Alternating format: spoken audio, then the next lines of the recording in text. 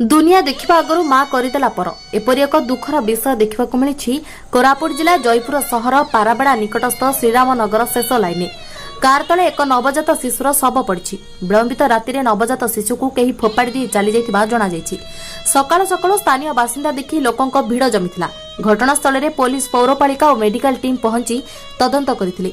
आज युवापीढ़ी माने शरीर सुख पे लिव इन रिलेशनशिप रहउछंती। एहार परिणाम स्वरूप दुनिया देखिबा आगुरु गर्भपात जनित मृत्यु आउ केतेबेले जन्मकला छुआ को रास्ताघाट नाଳ नर्दमारे छाड़ी पड़ाउछंती।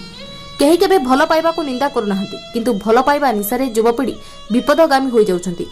बुद्धिजीवी माने कहिबा कथा कि पुलिस प्रशासन जदि एही घटना को गंभीरतार सहित नहीं आखपाख अंचल सीसीटीवी फुटेज जांच करंता तेबे एपरी घटना जी भिआईछि ताहा जणा पड़ंता।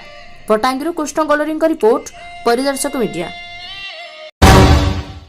दारिंबाड़ी पुलिस गंजेई माफिया को धरिबारे सफल। कंधमाल जिला अंतर्गत दारिंबाड़ी थाना अधीनस्थ श्रानिकेटार आंबफुल घाटी निकटरे रास्ता कड़े जन युवक गंजेई चोराचालाण करुवा बेले पुलिस ताको काबू करिछि। विशेष सूत्रରୁ खबर पाई दारिंबाड़ी भारप्राप्त थाना अधिकारी कौशिक माझीଙ୍କ नेतृत्वରେ मिलित पुलिस टीम गठन करी पेट्रोलिंग करुवा समय श्रानिकेटा ग्राम पंचायत ठारू पाड़ामांगा जीवा रास्तार आंबखोल घाटी रे पुलिस गाड़ी साइड करी लुचि छपी जगिथिला।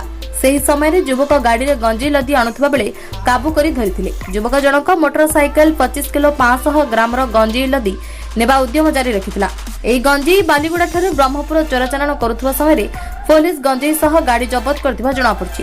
ଯୁବକ ଜଣଙ୍କର ନାମ ଅଜିତ କୁମାର ଦଳେଇ 23 ବର୍ଷ, ପିତାଙ୍କ ନାଁ ସୀମାଞ୍ଚଳ ଦଳେଇ, ନାମ କାଉଡ଼ିଆ ପାଟପୁର, ଗଞ୍ଜାମ ଜିଲ୍ଲା ବୋଲି ଜଣାପଡ଼ିଛି। ଥାନା ଅଧିକାରୀ ଯୁବକ ସହ ବାଇକକୁ ଥାନାକୁ ଆଣି ଅଧିକ ତଦନ୍ତ କରିଛନ୍ତି। पर एक मामला रुजु करी युवकों को कोर्ट चालाण करा जायथिबा थाना अधिकारी कौशिक माझी सूचना दैछंती। उक्त अंचलर दादागिरी डकायत गंजेई माफिया मानक ठारू आरंभ करी निशा बेपारी मानक हाथछड़ा न करी दोषी विरोध में सठिक कार्यानुष्ठान ग्रहण करुवा जोगु अधिकारी दारिंबाड़ी अंचलवासी बेस प्रशंसा करिसेंती। कंधमालर विद्याधर नायकों रिपोर्ट, परिदर्शक मीडिया।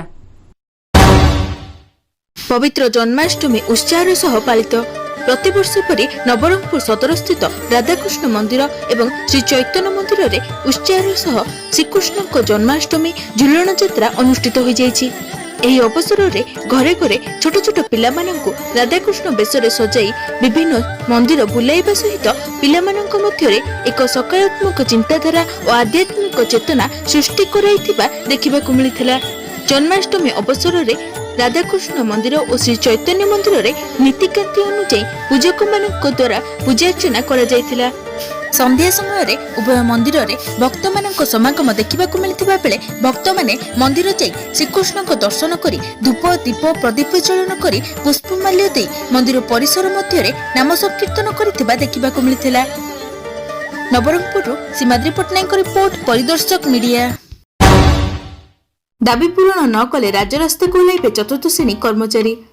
नयागढ़ जिला स्थानीय भैरवीपीठ ठारे जिला स्तरीय ग्राम पंचायत चतुर्थ श्रेणी कर्मचारी पियन रात्र जगुआली और झाड़ुदार मानक नहीं एक बैठक जिला सभापति विजय कुमार बरोड़ा सभापतित्व में अनुष्ठित हो जाइछि।